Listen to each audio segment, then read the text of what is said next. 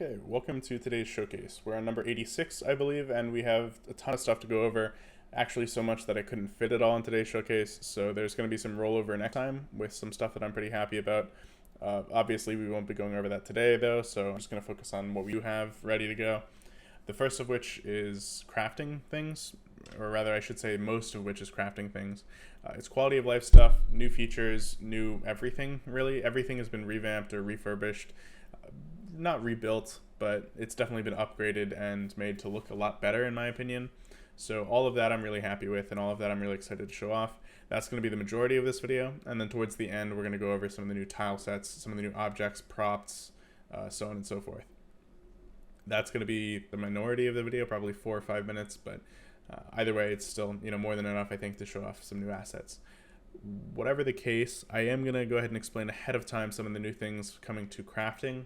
Primarily, a lot of the stuff I can't show in video yet, one of which is individual productivity multipliers. That sounds probably pretty scary, but I think you'll understand what it means if I go a little bit more in depth. Basically, if you're a blacksmith, for instance, a really high-level blacksmith, then naturally your weapons should be better than another blacksmith's, even if they have the same ingredients, right? So that's something I implemented, and it's fully functional. I just can't really show it off today. So say you're a great blacksmith, you might get 5% benefits to strength or something. Obviously that's not a stat, but just as an example, it might give you 5% more strength on all the weapons you create. That's not as complicated as it needs to be, but it's definitely what it is right now, I guess. You'll also see what I mean in the descriptions at the bottom of these. I have some interesting little notes, and those are what I'm talking about. Basically just these fun little tidbits that get added when you hit further and further into a mastery branch. And again, of course, I did rewrite all of the descriptions for these mastery crafting masteries, if there were any to begin with. Other than that, I think that we're ready to get into the actual showcase itself, so I hope you guys enjoy, and I hope you guys appreciate all the work that went into this. So, like always, I hope you enjoy, and have a good day. Bye. Alright, so for this clip, we're going to be checking out some of the new quality of life changes that are coming to crafting in general. There's a ton of new stuff. Particularly, we no longer just completely wipe out the recipes if you don't have them, so you are able to see how many recipes a craft has. If you're curious about that, you won't be able to see extra information, but you will at least be able to see what you can expect. You can know for certain that there are other recipes to go to. So I'll go ahead and open that up and show you guys before we delve any further into it. One of the things I also want to show off are these two here. So these currently aren't fully functional. For instance, they don't actually drop on the ground when you create them, or rather they don't create themselves in the world when you finish the recipe. However, the recipe is itself fully functional. So the recipe works, it just doesn't yet spawn the correct item. However, I'll let you guys know, of course, when it does. Whatever the case, it's pretty basic, pretty straightforward. This is currently open to everybody, but in the future, I will just quickly show this off. Craftsmanship is actually what's going to allow you to create these crafting stations. So as you can see, it's the precursor to all three of the main crafts: blacksmithing here, alchemy here, and lapidary up here. So naturally, I feel like it makes sense for it to be the kind of cornerstone of the crafting stations themselves, which, if you aren't aware, are what you use to actually make the items. So if you want to make a sword or a staff, you have to make a sword or a staff on an anvil, right? You can't just create them out of thin air. So whatever the case, we're going to go back here and start checking this stuff out. So in alchemy here, you're going to notice that I seem to not have any of these recipes, right? I think that that's communicated pretty clearly. If I try to click on them, I don't get any information. They just kind of highlight for a second or two. And you'll also be able to check out how many recipes I've added. I think I've added 27 in total, and those are spread out almost evenly across all the trees except for alchemy. Obviously, alchemy is a little lacking, but it is what it is. Either way, like I said, you get a brief preview of what you can expect from that specific crafting tree, so you don't have to worry too much about it being empty or something like that, or vice versa. And if I were to go and give myself some levels real quick, I can go ahead and grab one of these crafts. So we're going to go piecemeal here, just so I can show you guys that it does in fact go up and up and up. I already showed you the descriptions, I believe, in the prior clip. We need craftsmanship first. So we'll go blacksmithing, and I'll show you guys that first. So if I go back in here, you can see that these are now highlighted, and if I were to click on these are the exact same thing as what you saw last time, except just touched up a little bit. And down here, we actually have a real recipe now. I can't say for certain that this is what it's going to be for any amount of time, but just so you know, they are actual real recipes now instead of just, 2 sapphires, and those do, for the record, work. You can see it doesn't let me because I don't have any of that alloy type, or rather, I don't have any alloys, just in general. I've also tweaked this little box a bit, so you can see the stat number itself is quite a bit bigger, and there's no stats at the top. That's not super important, but I figured it was a little better looking, and prior is a little hard to distinguish certain numbers from each other, so that's my thought on that. These two, same exact thing, just with different weapons. You can see the stat lines here. So tome, or rather the tome type, has reserves and then 0.5 in all of the elements, at least the mundane one does. The opposite is true for mundane, or rather for wand, sorry. It has grace instead of reserves, and then the staff has 0.75 in all the elements instead. Now if we go back and we hit the next two, we'll grab all of the recipes in blacksmithing real quick. And you can see this doesn't change these. Obviously, I don't have these requirements, so they still stay grayed out. Sorry, it was a bit of a tongue twister. Whatever the case, we're going to go ahead in here and check out this. So you can see again that it's highlighted all of these because I now have them clearly. And in the background here, or rather, I guess in this box, you'll notice that these stats are upgraded. So again, this is probably not going to stay this way, and I can't promise anything about the permanence of, well, any of this stuff obviously, but to give a good idea of what I'm thinking for weapons and progression, you can see the reserves, everything in this actually gains 0.25. So it's kind of a steady, static progression upwards as you go through uncommon to, I think this is a tome, yeah, uncommon to rare to epic. And you might notice these arrows here. We'll get to that in 1 second. But you'll see it again here. We have plus 0.25 and then plus 0.25 again. I'm not entirely sure about that. I guess I missed 0.25 here actually, but whatever the case, I'm not entirely sure about that. I want it to get better later on, but to be honest, even 1 in one of these stats is 15% extra damage and a third of that in defense against it. So honestly, it might actually be enough. Who knows? Whatever the case, that's that. And I'm going to go ahead and go over the arrows in another second, but I want to go ahead and grab the rest of these masteries. I'm going to give myself many more levels. I believe it's 90 total for all of the masteries for crafting as of the current moment. I'll just go ahead and purchase these so we can check out all of the new recipes. You will notice that most of these new recipes aren't anything super special. Again, these are kind of unique. The cauldron, and anvil, they're sort of unique, but the others are mostly just weapon types, ring types, amulet types, so on and so forth. We do have actual functionality for potions. I'm going to go over that later on if I have time, but these don't have recipes, as I said, or not as I said, but contrary to the weapons, which do have actual recipes attached to them, potions don't yet have that. That's primarily because I feel like those don't matter nearly as much. It's going to rely more on which herbs I decide to be rare and which aren't.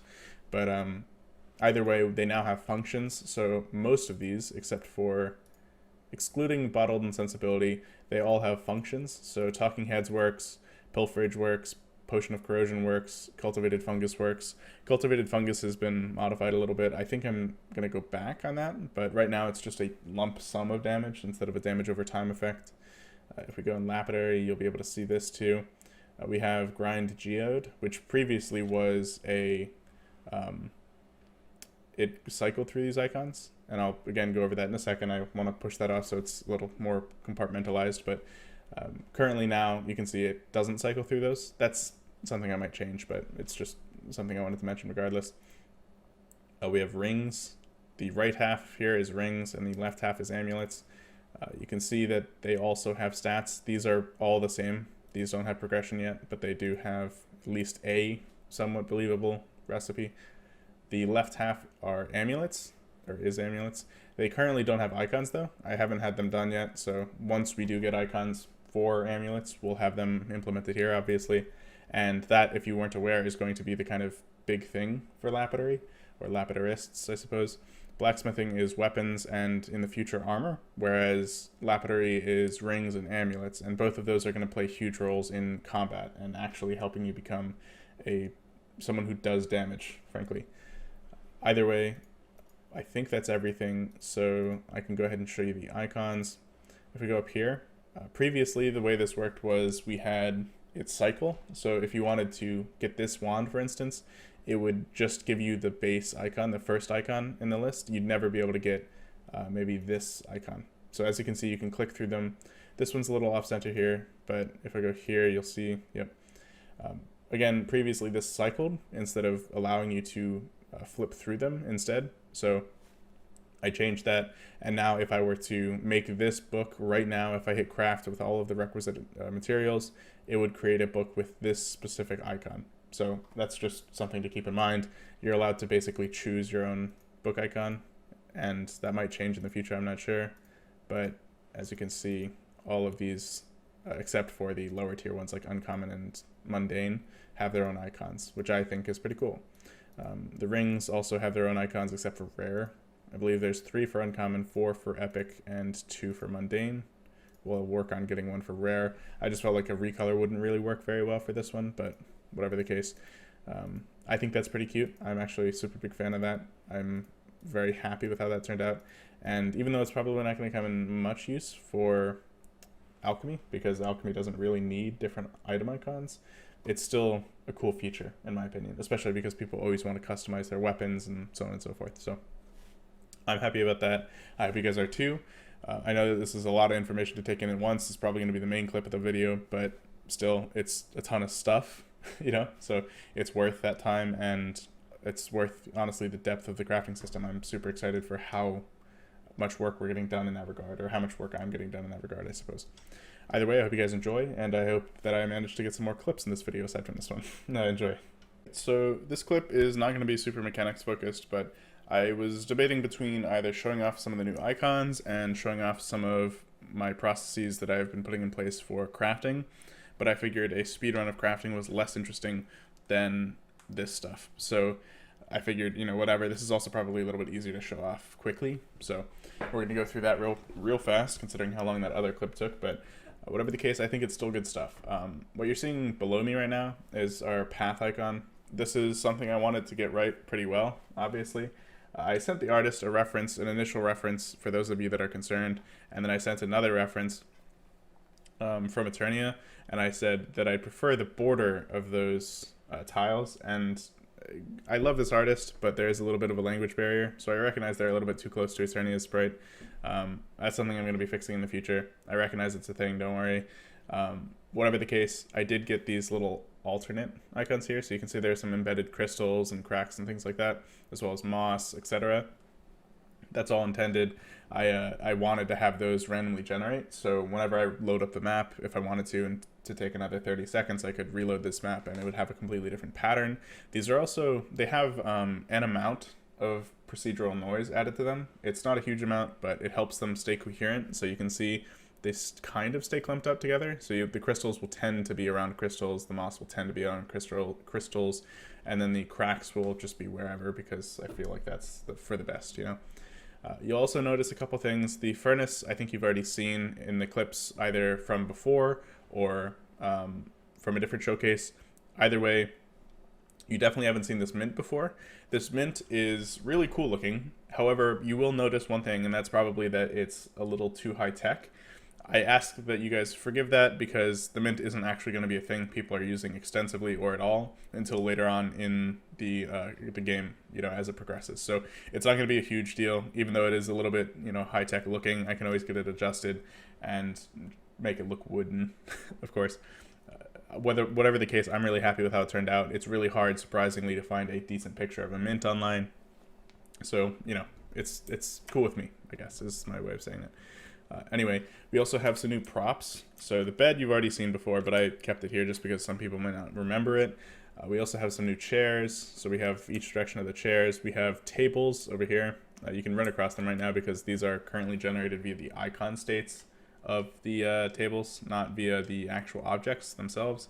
But obviously we have 3 different types here, and the chairs, like I said, as well as these objects. So all in all, really big haul from that. This isn't even all the stuff, but some of the other things I just didn't have a way to show off easily. You can see here I'm not super concerned about making them into a believable setting, I guess. I didn't really feel like making an entire castle or house or something for it, but either way, I'm really happy with the delivery. Next time, I think I'm going to try setting up like a mock town or something like that and showing you guys that, maybe so you can get an idea of what I'm talking about when I'm referencing what a city might look like, or where, just in general, I want these props to be. We're actually building up quite a catalog of them, so I think we can make some good looking stuff with it. Whatever the case, I hope you guys enjoyed today's showcase. I understand that today's was a little bit dominated by one clip, as a lot of them have been recently, but either way, I think it was really good stuff. I was really excited doing all of it, and we've gotten a ton of work done recently, or I have. Even the lore team, you know, so it is a we, I guess. We've just been churning through so much stuff. And when I was sick, even, I quote-unquote treated myself to a bunch of potion descriptions and setting up potions in general. And next time, if we have the time and we aren't focusing on something more important, I'm going to be going over the effects of those potions that I added, because there's actually quite a bit of stuff I didn't cover in today's showcase. I also want to go over the actual crafting loop, as you might call it. Basically just the process of getting ore, turning into ingots, turning those ingots into whatever else you want to be using in a weapon, grabbing the gems, and then turning that all finally into a tome or a staff or whatever at an anvil. I think that would be a fun experience for people, and it'd be a kind of fun clip to narrate as well. Either way, whatever the case, etc., my usual words of choice. I hope you guys enjoyed, and I hope you guys look forward to the next one. Have a good day.